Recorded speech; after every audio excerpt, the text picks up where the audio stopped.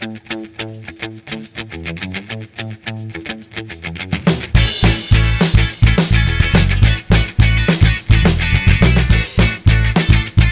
so welcome again to my YouTube channel. So for today's video, tayo pa ay magluluto ng buttered chicken with mushroom.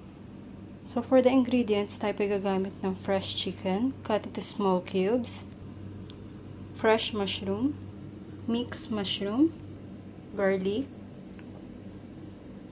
of course butter, liquid seasoning, black pepper, and spring onion for our garnish. Okay, by the way, yung chicken po, marinated na po siya sa liquid seasoning para mas maging malasa po siya pag niluto po natin. So first, mimelt po natin yung ating butter.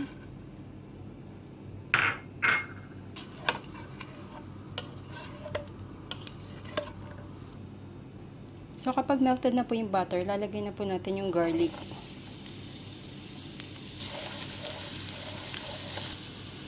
So after that, lalagay na po natin yung ating marinated chicken.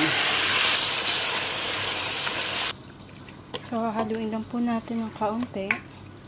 Pagkatapos po lalagay na po natin yung ating liquid seasoning. Then add din po natin yung pepper. So cover lang po natin siya for a few minutes hanggang sa kumapit po yung lasa sa ating manok. So, ayan, kumukulo na po siya. Hahaluin lang po natin ng konti.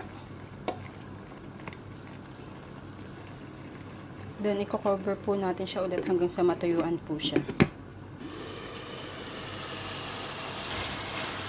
So, ayan, medyo natuyuan na po siya. Then, pwede na po natin i-add ang ating mushroom. So, haluin lang po natin. So, after po natin siyang haluin, takpan lang po natin for another 3 minutes.